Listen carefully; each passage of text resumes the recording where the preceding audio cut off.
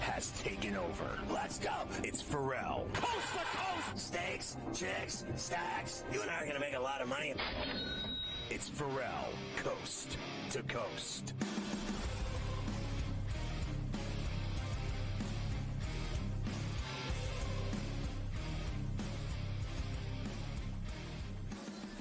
Yeah, I'd be remiss if I didn't mention that Mike Davis, Indiana team lost to Maryland on this date in the 2002 NCAA title game as Maryland won their first title. Unbelievable. And also, it was 4 years ago that they canceled Wimbledon, right, because of COVID. This was when COVID started, March of 20. We all started saying, what's going on here? Wear your mask. Don't go out. Don't talk to people. Stay at home. And people started clearing out grocery stores of all the toilet paper. Unbelievable. Unbelievable indeed. All right, we have a lot to get to and accomplish here in the final hour of Coast to Coast today. I want to get to tonight's NBA games, but I'll start with this. There was a story this morning that I saw that Joel Embiid could return as soon as tomorrow night, that he's been working hard in practice, Scotty, contact 5-on-5s. They put out their injury report this afternoon, and he's listed as out for tomorrow night. So even though he might not be playing tomorrow, Scotty, it sounds like maybe we're close to getting Embiid back in there. You know, that's great. Everyone can get excited. They don't win with him. No, they don't. And now they're going to have to go the play-in game route now that he's been out so long, and they've been losing. So good luck with them in that endeavor. The Kings are going to be without Malik Monk. Probably for the year, because I don't think they're going to be playing in 6 weeks from now. He's got an MCL sprain, and he's finished, Scotty. So no Malik Monk. I think that's a huge loss for them. He was, an enormous. A lot of people thought sixth man. I mean, this guy's done it all for this team. Not having him, I think that really hinders them for sure. And then as far as Embiid, going back to him for a second, let's get real here. This guy gets more publicity, more attention, more press, more hype, I think, than anyone I've ever seen that never wins anything. I mean, this guy gets press. He gets attention when he's in bed, and he doesn't win even when he's healthy. I just don't get it.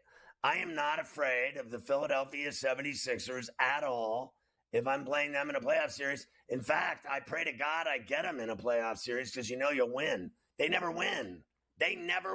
Even with him. I mean, I'm sick and tired of hearing about how great he is. He never wins. Never wins. We have 6 games tonight in the NBA. We do want to welcome in all of our radio affiliates for Coast to Coast on a Monday.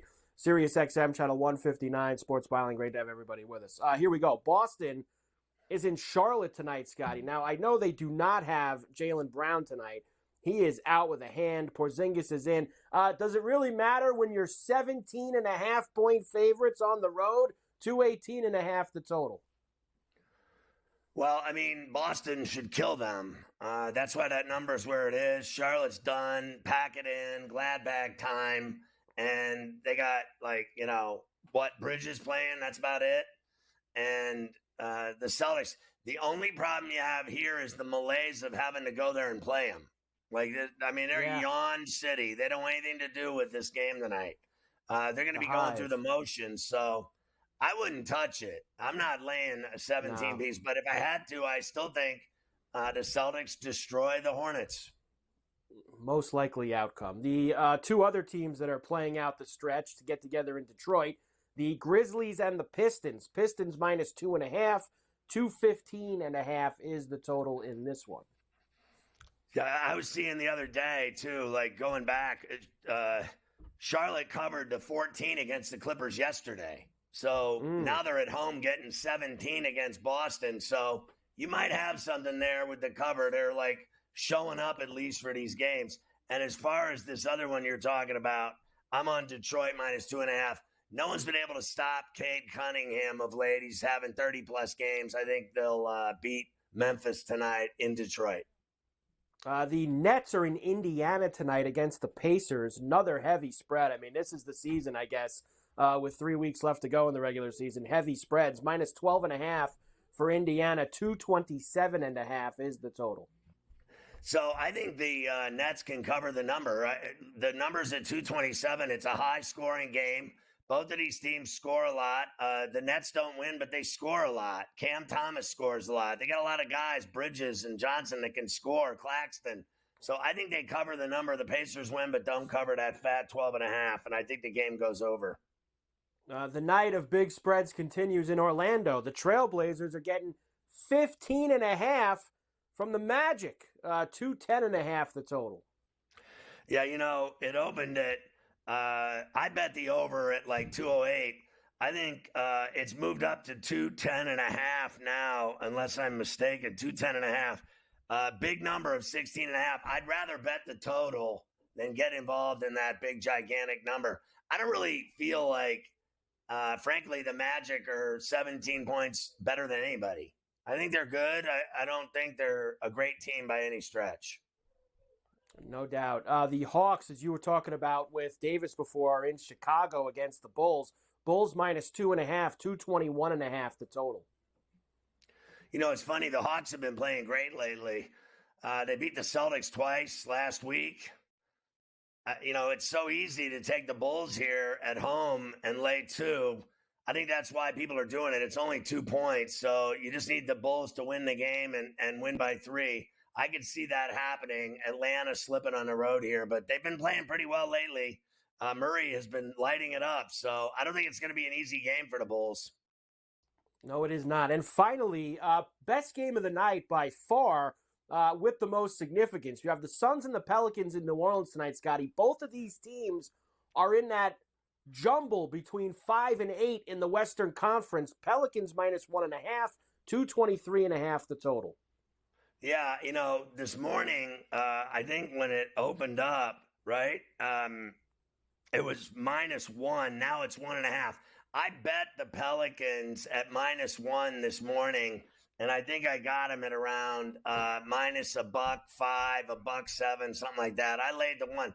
I like the Pelicans, Zion, Ingram, McCollum at home at the Smoothie over the Suns. There you go for that. And I just wanted to look. The Suns 2 games back in the loss column, Scotty, of the Pelicans. They're in the West. Pelicans 29 losses, Suns 31 losses. So a very significant game for both of them. All right, I'm going to give you later on. You got Haro, of course, and Adam coming up. I'm going to give you all of the baseball for tonight after you talk to them. Let me quickly give you a few things. I'm saving the Soto highlight, Scotty, because you got to hear that. So we're going to play the Soto highlight before I give you all of the baseball and the Tellez homer. So I'll have 2 baseball cuts for you later on before tonight's games. The Phillies did beat the Braves. Reds beat the Nationals on a walk-off homer as well. Cubs beat the Rangers. They're playing this afternoon now. And the Dodgers came back, Scotty, and beat the Cardinals last night 5-4 as they got that homer by Muncy in the 8th on ESPN last night to steal that game. Big homer by Muncy. The Mets look fantastic to open their season at Citi Field with a juicy sweep where they lost every game. Unbelievable. Yeah. And they had base brawl. We had a little brawl in that series. Right. And look, it's not like they played the Dodgers this weekend either, or the Braves. They had the Brewers in town. You can't get stuffed by the Brewers. You lose.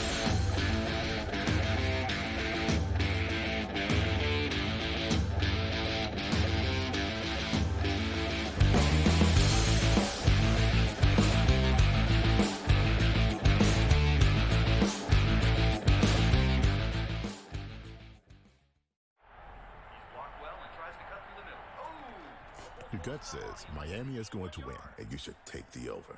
Your gut also said your NFT selfies would only go up in value. They didn't. But your head is on SportsGrid and knows the QB is in concussion protocol. The backup has a 45 QBR against the zone coverage. The New York D has the most sacks in the league. So yeah, trust your head. It's smarter to be on SportsGrid. I think JMU is going to knock off Wisconsin. I think JMU, with the way that they can score the ball and spread you out, Wisconsin struggles to defend. They're in the bottom third in defensive efficiency. Iowa State's not going to beat you with offense necessarily. They're just not. Illinois will beat you with offense. I like Illinois. I don't love them enough to beat UConn. You got to guard at some point. Give me, Connecticut, to make the Final Four. Betting above the rim, only on SportsGrid. It does look like they're looking for a buyout here or a payoff here, trying to get in with DraftKings here, which does make some sense. And we're seeing this a lot with some of these smaller companies. RSI selling Bet Rivers essentially would be really interesting. They have a bunch of Latin American companies that are countries that are ramping up that they're going to be profitable in. They're profitable now, even with their smaller stake. Newswire, only on SportsGrid. North Carolina come back, take the lead, and then somehow Alabama punches back. A true classic. Like, the word classic gets tossed around loosely a lot, but that really was a true classic. Great point earlier about Arizona. They had such an advantage under the basket, yet they're having guys just chuck threes. Their whole game plan sucked from the get-go. Like, the fact that they lost that game, I put a lot of it on coaching. Sports Rage Late Night, only on SportsGrid. Anyone that's been to a sporting event, the atmosphere before a game, I think Game Time Decisions has that same exact atmosphere. This is our arena.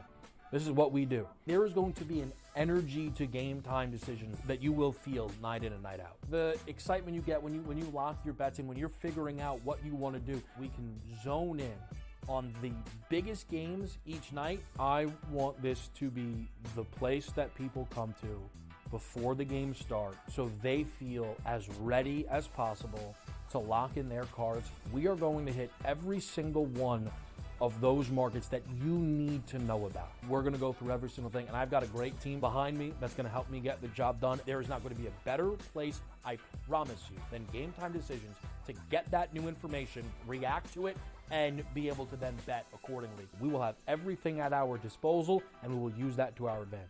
I'm Kevin Walsh. Tune into Game Time Decisions from 6 to 8 p.m. Eastern on SportsGrid.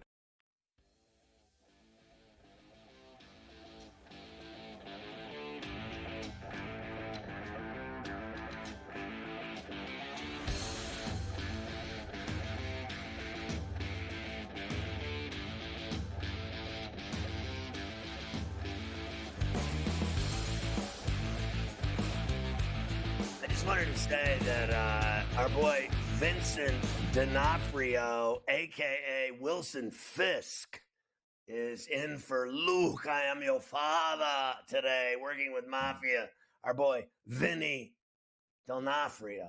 Anyway, Rick Haro is our sports business and legal insider on SportsGrid from Harvard, and he just suggested that the reason why Duke lost to North Carolina State is because they're smarter than the inferior teams that they were playing, and they thought too much. When they were up big in the first half, they thought too much. They were too smart for their own britches. Yeah, I said that. Do I believe it? Absolutely not. All right, so I kind of, you know how you feel there's a turning point? Filipowski got knocked to the floor many times, and it was, about 12 minutes left in the second half. You're thinking, this ain't going well. And Shire didn't adjust, and, who knows, and they didn't make the shots, and they were a shell of their former self, I admit it. And, by the way, my bracket included FAU, Duke, and North Carolina, so goodbye. So let me get this straight. Your daughters went to North Carolina and Duke to law school, right? What, do you love one more than the other? No, one undergrad, one law school, but there was only one remaining last night. I couldn't root for North Carolina. That was taken care of, a while ago. But at the end of the day, Duke probably should feel a little more upset because they had the easier side of the bracket. Beating NC State, you would think, would have been easier, but NC State's on a mission. We all understand that, and that kid Burns, what a character he is. He's going to be good for basketball. Yeah, it was good for basketball, me having NC State +7 yesterday. Let's talk about the three biggest votes in sports going on this week. What are they? Well, one is at the ballot box. The Chiefs and the Royals want a significant amount of money from a 3/8 cent tax in Jackson County, in the Kansas City area, to renovate buildings that are basically 50 years old.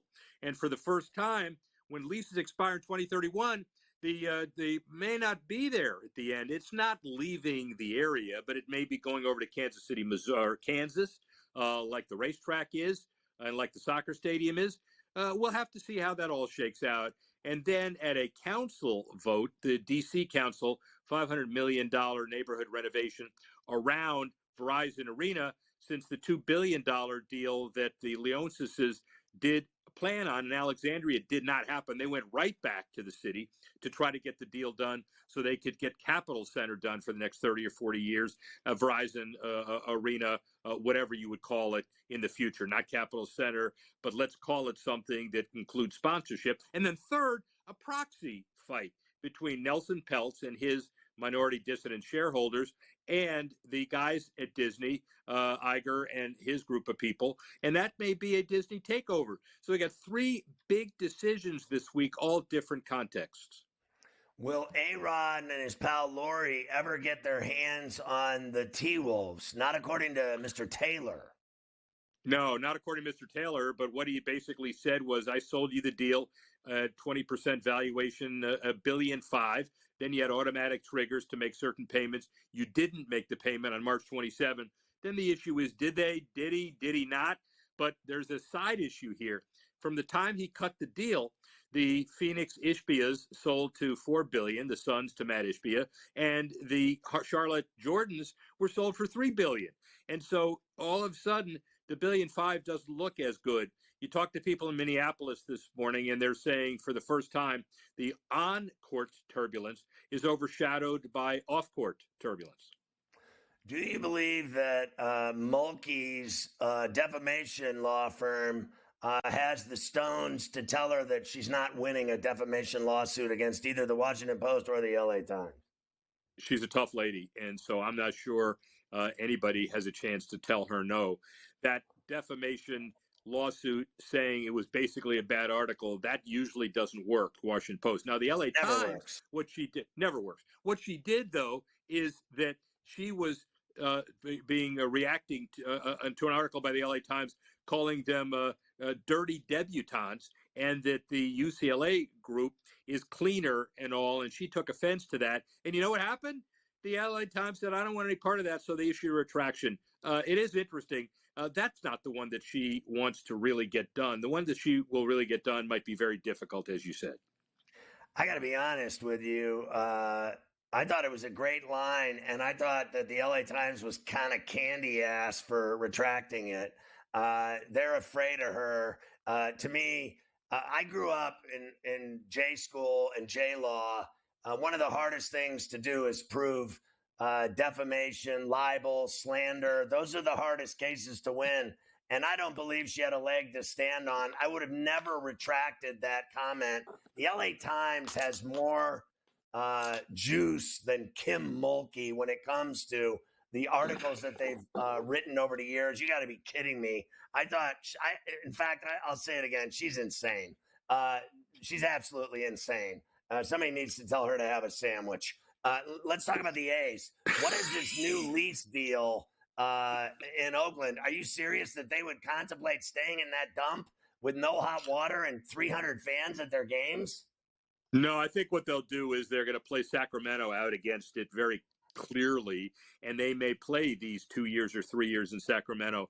I don't think anybody is contemplating the long-term deal, but yet there are site issues and some funding issues in Clark County in Las Vegas. So it's not a done deal there yet, but what did they claim to have? 15,000, the openers? I think they counted hands and feet.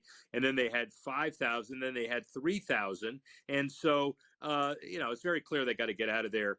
And Fisher is reviled in Oakland. And everybody says leave. But there are some people that want to take his place and come back. I don't think that's happening soon either. So is the PBC on Fox, that's done, and they're moving to Amazon Prime, the boxing?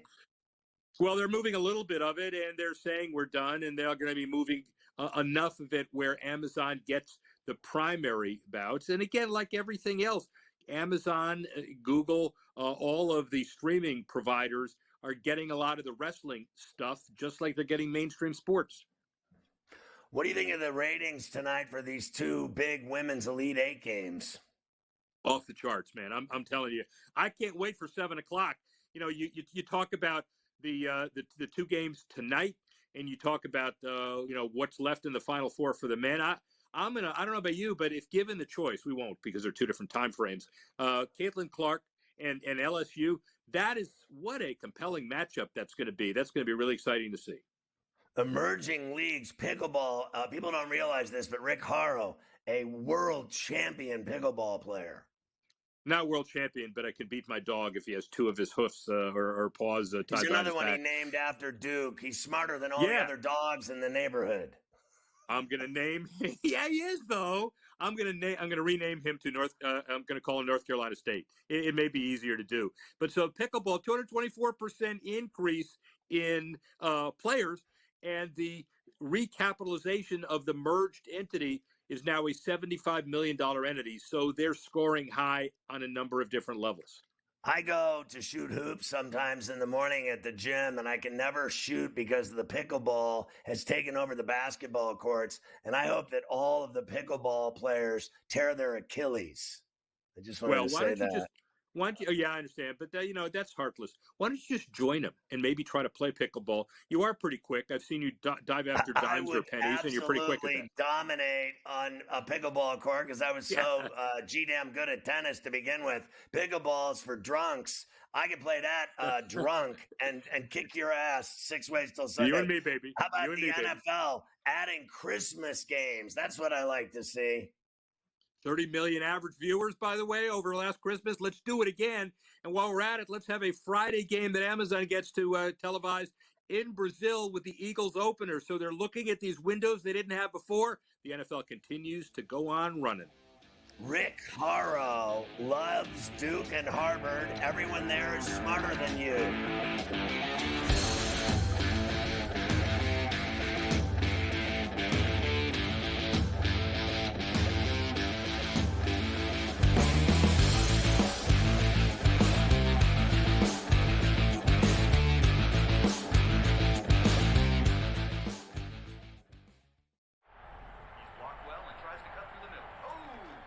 Your gut says Miami is going to win, and you should take the over. Your gut also said your NFT selfies would only go up in value. They didn't.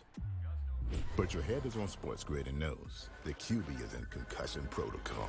The backup has a 45 QBR against the zone coverage. The New York D has the most sacks in the league. So yeah, trust your head. It's smarter to be on SportsGrid.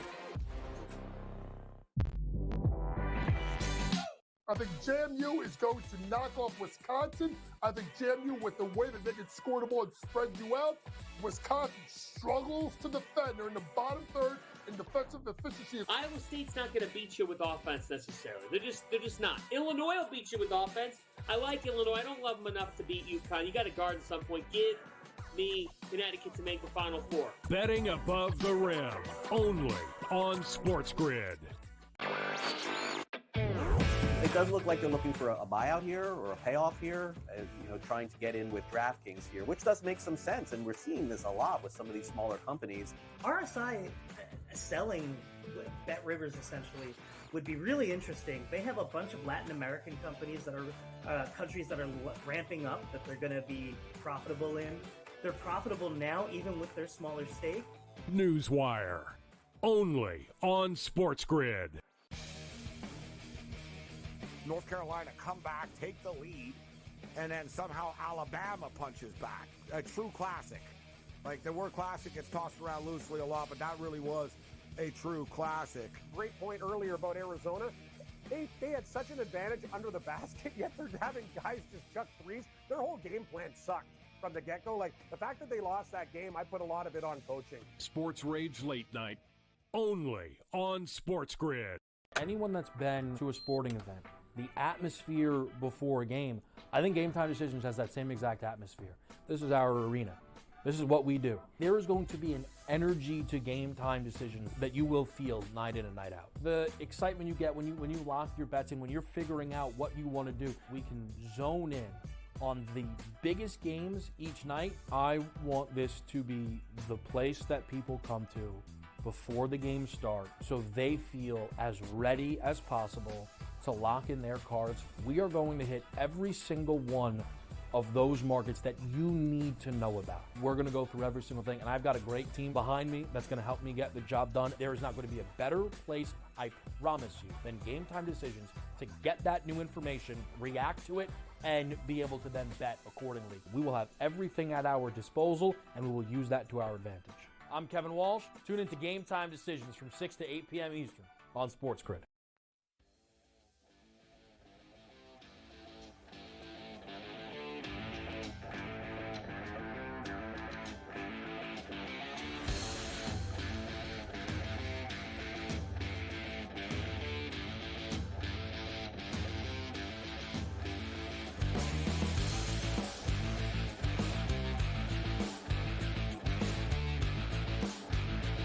I'm a little surprised I didn't get more juice on the Wilson Fisk comment for Vincent running the show today. I thought it was really, I went right out there. It was a reach to have Vinny D'Onofrio as AKA Wilson Fisk running the show with Mafia today. I thought it was brilliant. I get no love whatsoever. It's unbelievable to me.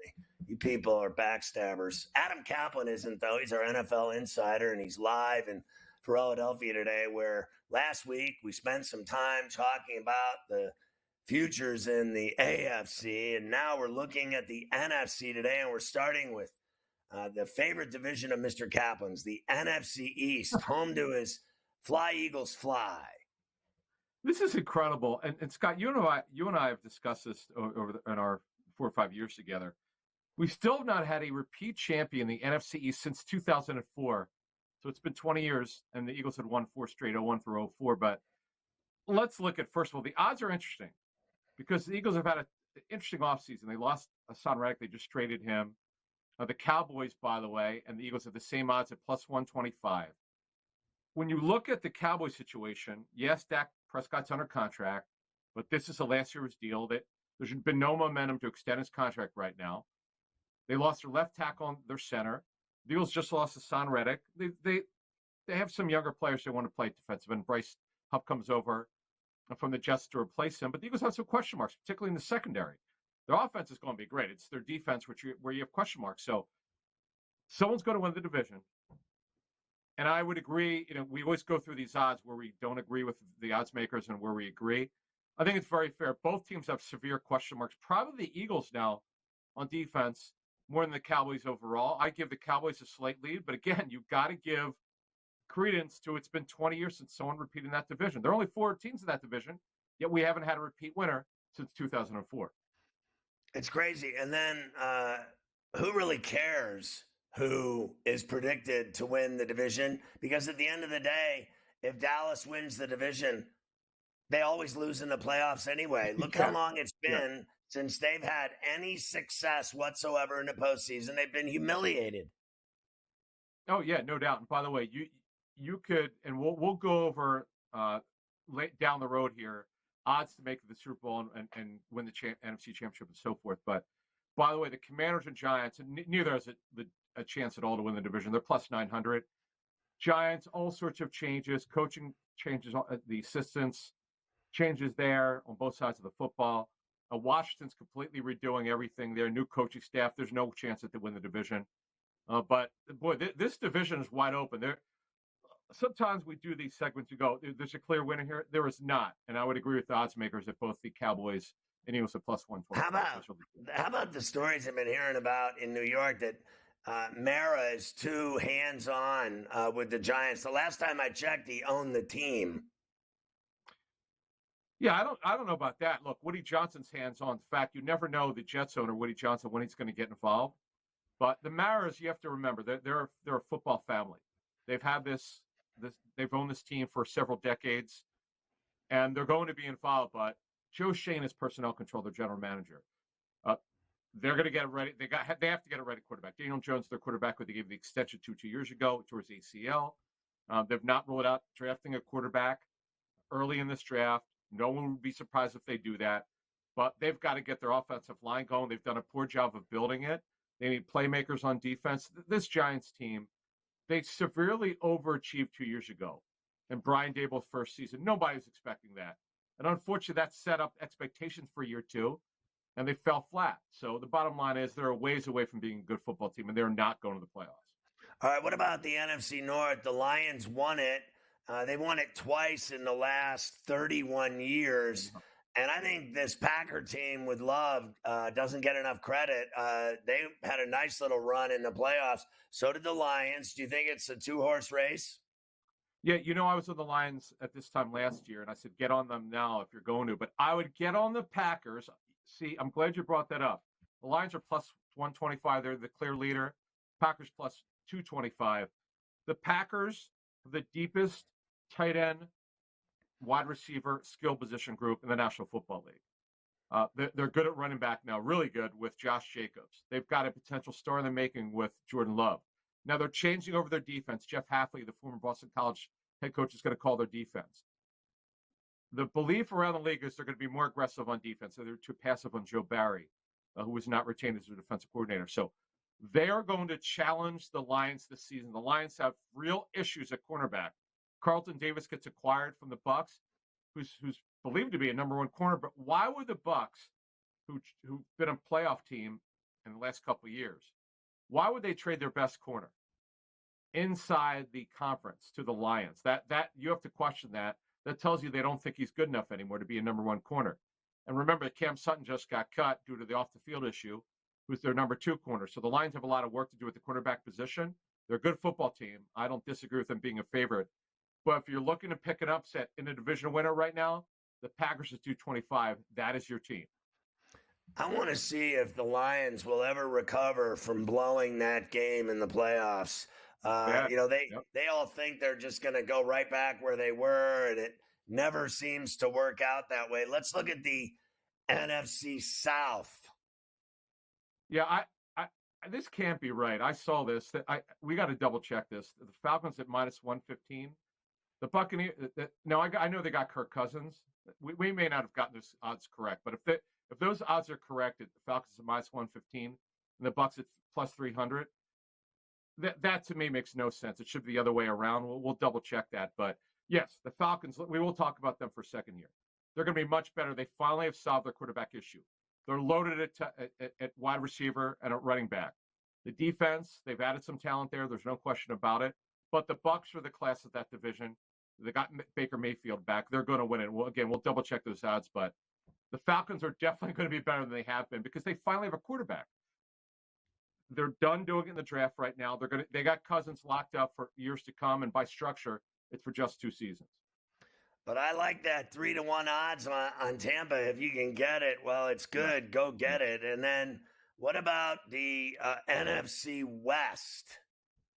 Yeah, and look, the Niners are the clear favorite. Of all the divisions, this one is the clear favorite. I know the Rams surprised people last season. Not the most talented team, but they overachieved. The Niners are minus 225. That's legit. They're clearly the best team. Brock Purdy had a terrific season. They got most starters coming back. Eric Armstead, unfortunately, they couldn't get him to take a pay cut. He said no, but they're going to be good overall in that football team. And the Rams, by the way, if you're looking for the upset team, the Rams at plus 400, the Seahawks plus 800. They're a team that's sort of in transition. The Cardinals are terrible. The NFL's worst team. They need a talent influx. They're plus 1,100, but the bottom line is the Niners are a clear favorite. I would agree with those odds. Now, we'll look at the odds in the future coming up soon, and we're going to look at potential wildcard teams. We'll do the over-under totals per by club. The Rams are that team that no one ever expects anything from, and they continue to overachieve with Sean McVay as a tremendous head coach. And I could tell you this, looking at the divisional numbers, or just looking at the best teams in each division, the Niners are a little bit overvalued at 11.5 wins. That's a little bit too high for me. To go over to make it 12, that's way too high. We'll talk more about that next week. But the bottom line is the Niners are the clear favorite. And to me right now, by the way, Scott, they are my favorite to go to the NFC Championship game. They're still loaded. We still have the draft. Though they're trying to get Brandon Ayuk's contract done. They're loaded, they're well coached, and they're clearly the number one team for me in the NFC. When do they have to give Purdy a bunch of money? Because at some point that kid is going to break the bank. Yeah, now they cannot do it for the first 3 seasons. This is year 3. Yes, he was a 7th-round pick, Mr. Relevant, the last pick 2 years ago in the draft, but they have to wait till he's played 3 years. So they could do it literally Scott, next January, but they cannot do it now. And it's really ridiculous, but that's a rule. In fact, the old rule was 2 years, but clubs complained to the NFLPA and to the NFL about the Eagles were the team that would start redoing deals after 2 years. People complained, so it went from an old CBA from 2 years to 3 years, where any drafted player's got to wait till he's played 3 seasons. So what's your feeling about the draft and these quarterbacks? In what order?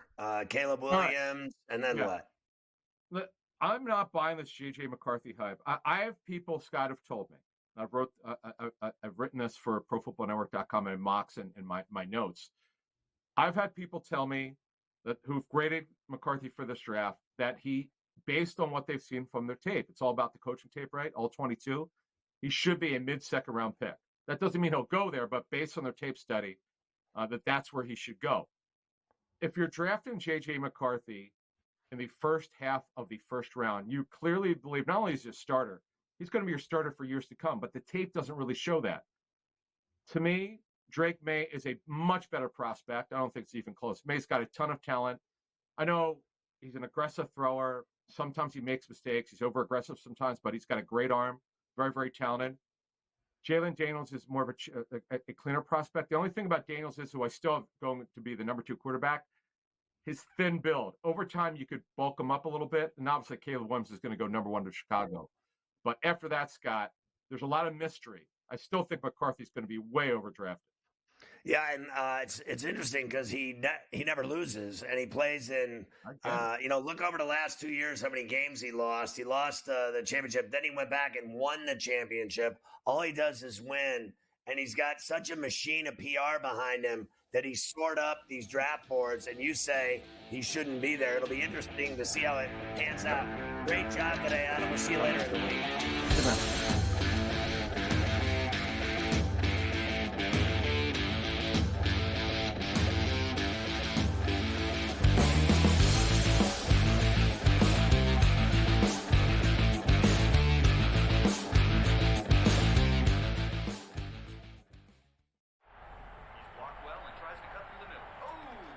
Your gut says Miami is going to win, and you should take the over.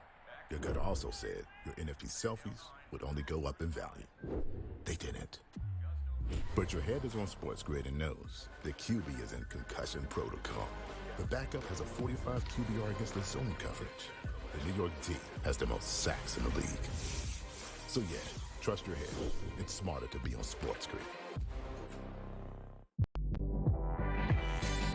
I think JMU is going to knock off Wisconsin. I think JMU, with the way that they can score the ball and spread you out, Wisconsin struggles to defend. They're in the bottom third in defensive efficiency. Iowa State's not going to beat you with offense necessarily. They're just not. Illinois will beat you with offense. I like Illinois. I don't love them enough to beat UConn. You got to guard at some point. Give me Connecticut to make the Final Four. Betting above the rim, only on SportsGrid.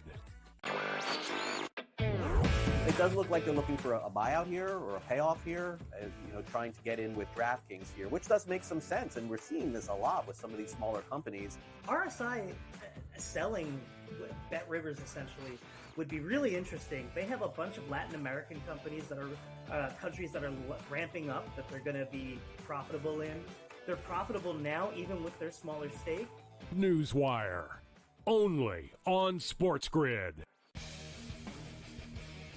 North Carolina come back, take the lead, and then somehow Alabama punches back. A true classic. Like, the word classic gets tossed around loosely a lot, but that really was a true classic. Great point earlier about Arizona. They had such an advantage under the basket, yet they're having guys just chuck threes. Their whole game plan sucked from the get-go. Like, the fact that they lost that game, I put a lot of it on coaching. Sports Rage Late Night, only on SportsGrid. Anyone that's been to a sporting event, the atmosphere before a game, I think Game Time Decisions has that same exact atmosphere. This is our arena.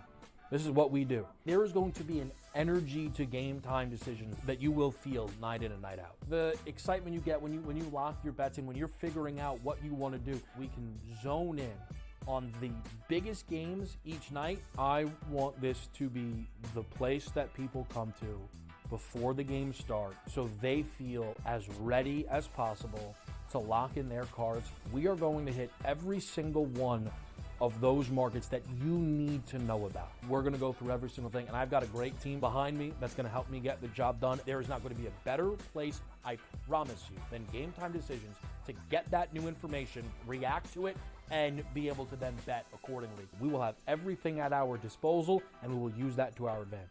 I'm Kevin Walsh. Tune into Game Time Decisions from 6 to 8 p.m. Eastern on SportsGrid.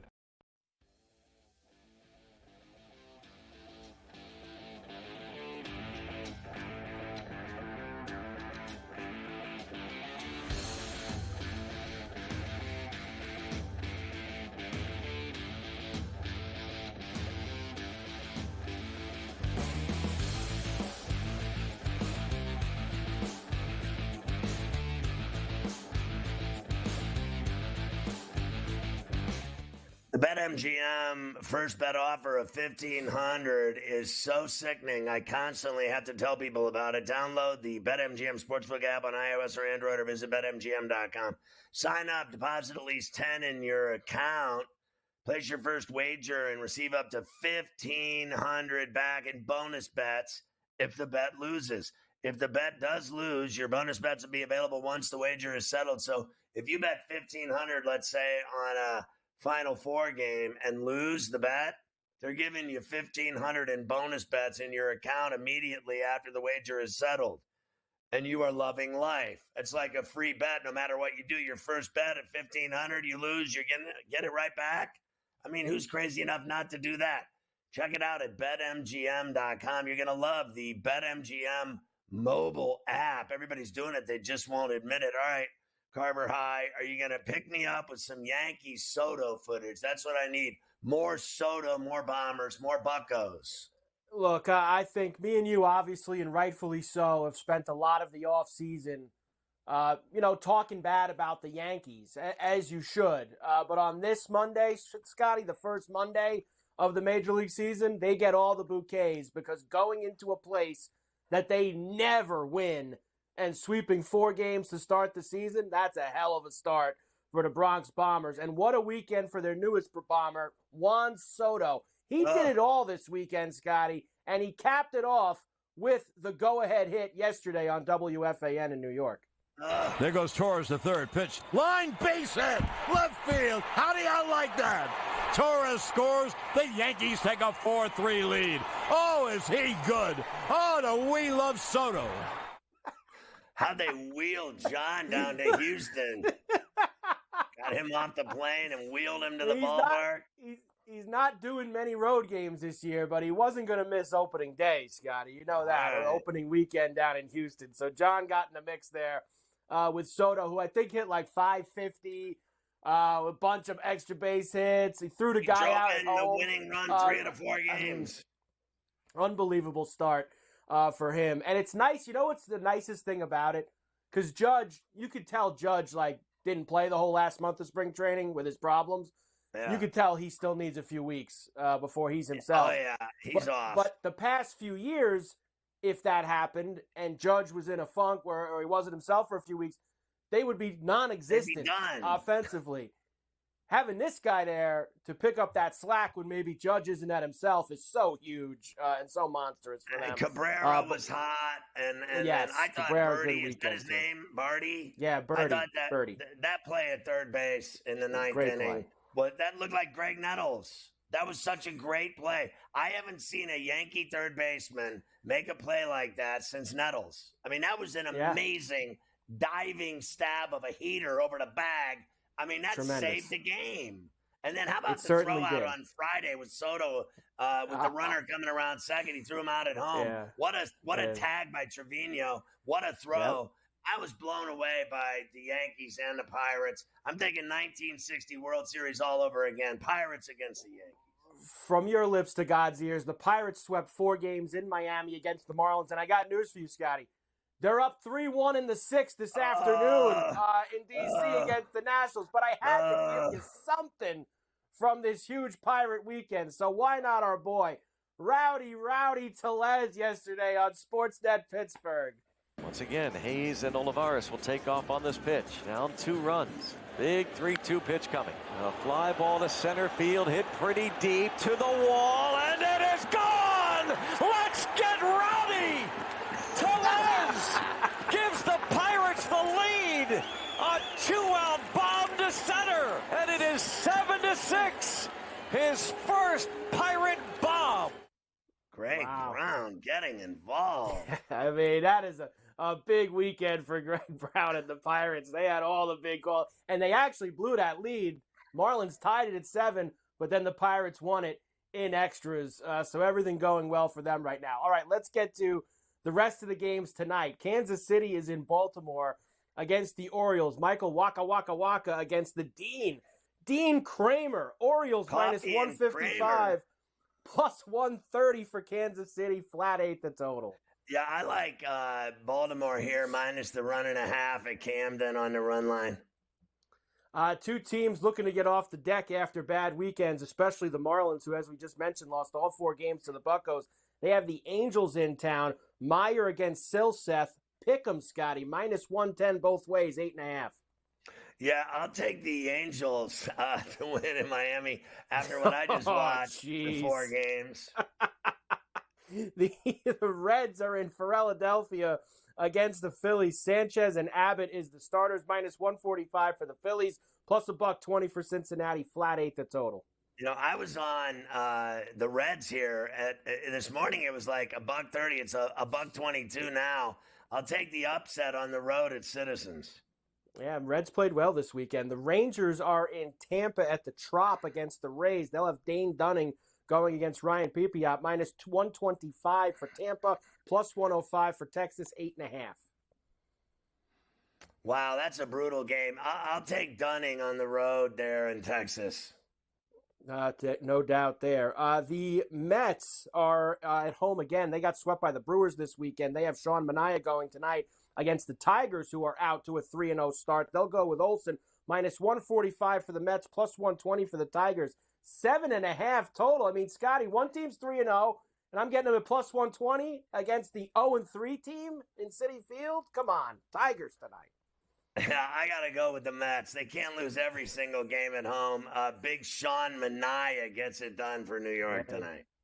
Maybe they can. The Blue Jays are in Houston against the Astros. Blanco and Francis, minus 145 for the Stros, plus 120 for the Jays, flat 9. I think the Astros finally get off the schneid and win a game. The Yankees take that 4-0 record out to the desert to face the NL champs, the Diamondbacks. Ryan Nelson against Louis Heel, minus 120 for the Yankees, road favorites, even money for the Diamondbacks. How about this? A flat 10-piece for you tonight out in the desert. Runs aplenty. My man, Gil Hodges. I'm going to go Bombers again. Get it done against the Snakes. The Red Sox had a pretty good weekend in Seattle. Now they go down to Oakland. Houck against Boyle. Red Sox minus 155 plus $130 for the A's. Flat 8 the total. I hit Blackburn, the bearded pirate, yesterday for the A's. I hit that bet. They finally won a game. But I'm going to go right back against them tonight with Houck and the Red Sox to win in Oakland. Seattle will get the Guardians into town now, so those two teams switch spots, Boston and Cleveland. Tristan McKenzie goes against Hancock, minus 115 for the Guardians, minus 105 for Seattle, flat 8 here as well. Yeah, I can't avoid that price for Seattle at home at minus $1.05.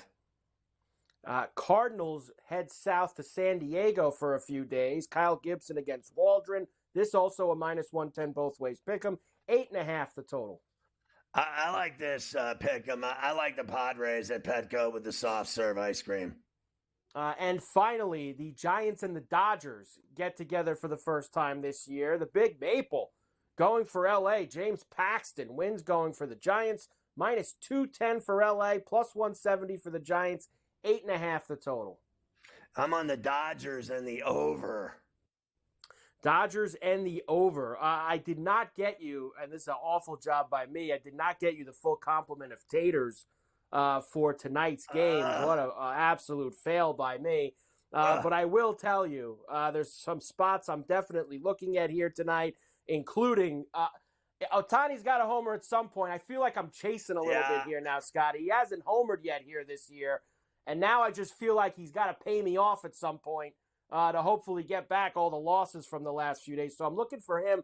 And anybody really, I think Toronto-Houston's going to be a high-scoring game tonight as well, along with the Yankees and the Diamondbacks. Give me a Machado and a Tatis sighting. How about a Devers? How We're about going a Soto Judge? with the Yankees. Soto how for the about Yankees. How about Alfonso? What's your boy? What's our boy? Alonso. Alonso. And then I'll go Mike Trout and give me you got the big guys. Rushman in Camden. Oh, I got a Adley lot of Rutschman, yes. taters for you. I got a little Gunnar Henderson, I think, is going to be on the card tonight as well. I'm going to finalize. In fact, I'll tweet it out before the games really start at 7. After Coast to Coast, I'll get the home run, the official home run plays out. Hockey Everybody before loves we hockey, leave, because everybody does love hockey. Austin Matthews scored his 60th on Saturday for the Leafs, so congratulations to him. We have a few games tonight, including one that will have Matthews in it. But we'll start, Scotty, with the Islanders, who are in Philadelphia tonight against the Flyers. Flyers minus 125, Islanders plus 105, 5.5 total. I like the Islanders. I thought the Flyers had looked like crap of late, and the Islanders kind of surprised me. I'll take the Islanders in Philadelphia. They certainly need every win they can get if people are still believing. The Panthers are in Toronto against Matthews and the Leafs. Panthers minus 130, Leafs plus $1.10 at home, flat 6. Yeah, first of all, remember when Matthews had his 54th and we thought he was going to have 75? He's got 6 goals since then to get to 60. He's not getting anywhere near 75, but still a hell of a player. And on top of that, I'll take the Panthers in Toronto. The Red Wings are in Tampa against the Lightning tonight. Lightning minus 190 plus $1.55 for Tampa. Lightning been playing very well, Scotty. Yeah, I'll go with them at home. The Penguins are at the Garden tonight against the Rangers, unfortunately playing out the string. Minus 2 Bills for the Rangers, plus 165 for the Penguins, flat 6. Yeah, that's the thing. I think the Rangers will win the game, but I'm not laying a goal and a half because the Penguins have played pretty well the last couple of weeks. Yeah. So I have a feeling they're going to be in the game. I still think the Rangers will win it, though. The heavy lumber game of the night, the Avalanche are minus 350 in Columbus against the Blue Jackets. They're plus 280, 6.5 total. I'll lay a goal and a half here. They should stomp that ass. Edmonton is a sizable road favorite, minus 200 in St. Louis against the Blues, plus 165, 6.5 total. I'll take a goal and a half with St. Louis, but you probably have to pay a lot for it. I'll take St. Louis to upset the Oilers tonight in the Arch City. Yeah, minus $1.50 for that goal and a half. Too much. Or you can go, like you said, the plus 165 straight up on the money line. The Jets have the Kings in Ferrellapeg, minus 120 for the Jets. Even money for the Kings, 5.5. The Jets have not been playing well. I'll take the Kings on the even money call on the road. And finally, the Kraken are at the Tank tonight against the Sharks. The Kraken are minus 225, plus 180 for San Jose, 5.5. Give me the Sharks tonight at home, Scott. Yeah. The Kraken shouldn't be that price against anybody. Right, and then San Jose's coming off a nice weekend. I'll take them at home as well with you and San Jose at the Tank. There you go. We got it all in. I'll give you the one golf note, so I'll do it now. Steven Jaeger bombs, won the Houston Open, and Scheffler missed a 5-footer to force a playoff. He's human, Scotty. Scheffler missing the putt that would have forced the playoff. The Masters next week in Augusta. Get ready. We're almost a week away from the Masters, week and a half. Get ready for the sheet of integrity.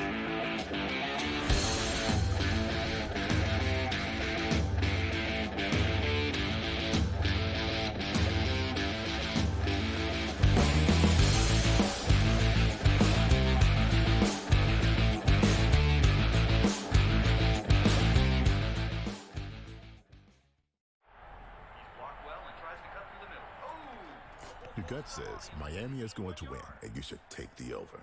Your gut also said your NFT selfies would only go up in value. They didn't. But your head is on SportsGrid and knows the QB is in concussion protocol. The backup has a 45 QBR against the zone coverage. The New York D has the most sacks in the league. So yeah, trust your head. It's smarter to be on SportsGrid. I think JMU is going to knock off Wisconsin. I think JMU, with the way that they can score the ball and spread you out, Wisconsin struggles to defend. They're in the bottom third in defensive efficiency. Iowa State's not going to beat you with offense necessarily. They're just not. Illinois will beat you with offense. I like Illinois enough to beat UConn. You got to guard at some point. Give me Connecticut to make the Final Four. Betting above the rim, only on SportsGrid. It does look like they're looking for a buyout here or a payoff here, trying to get in with DraftKings here, which does make some sense. And we're seeing this a lot with some of these smaller companies. RSI selling Bet Rivers essentially would be really interesting. They have a bunch of Latin American companies that are countries that are ramping up that they're going to be profitable in. They're profitable now, even with their smaller stake. Newswire, only on SportsGrid. North Carolina come back, take the lead, and then somehow Alabama punches back. A true classic. Like, the word classic gets tossed around loosely a lot, but that really was a true classic. Great point earlier about Arizona. They had such an advantage under the basket, yet they're having guys just chuck threes. Their whole game plan sucked from the get-go. Like, the fact that they lost that game, I put a lot of it on coaching. Sports Rage Late Night, only on SportsGrid. Anyone that's been to a sporting event, the atmosphere before a game, I think Game Time Decisions has that same exact atmosphere. This is our arena.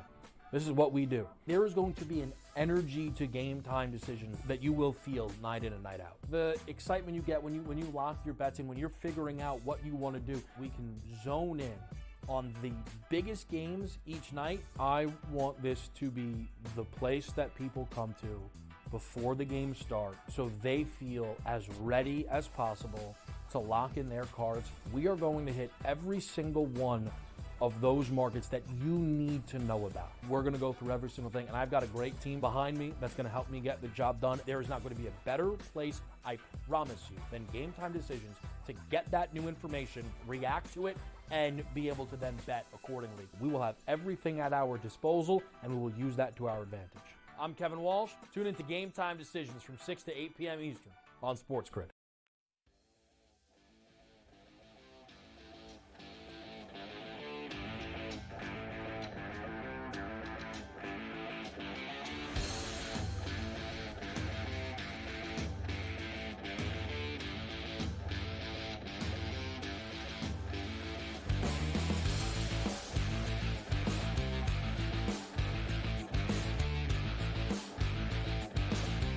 All right, Ferrall finish time. Police seek Chiefs wide receiver Rashee Rice over a major traffic accident, I think in Dallas, right? Isn't that where it went down? I think it was somewhere in Dallas.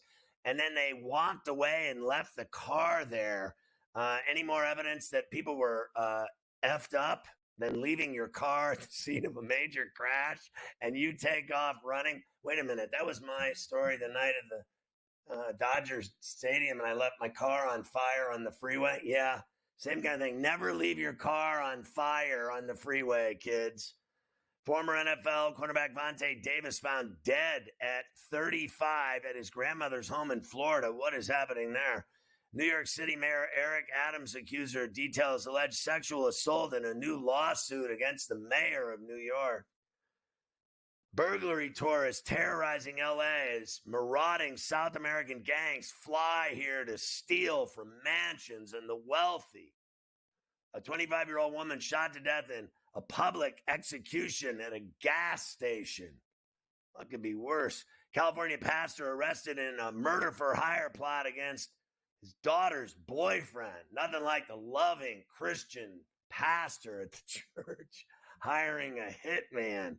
3 little rascals arrested for robbing a Wells Fargo bank in Houston. They were like 10 years old. I mean, they are really moving up the food chain now, and they get the kids to start robbing banks. Delta pilot showed up to fly his flight under the influence, hammered. He's going to spend 10 months in the jail. Squatter took over a luxury LA home and stole assets of dead man who was later dismembered and dumped in a bay. They cut him up into pieces. This is awful. This is not funny. New York high school volleyball coach accused of raping a 15-year-old student takes his own life by walking in front of a train on the LIRR. Thank God Carver High's never done that with the pressure that he's under. GTD is next. Go to FerrallOnEvents.com for action. We'll see you tomorrow.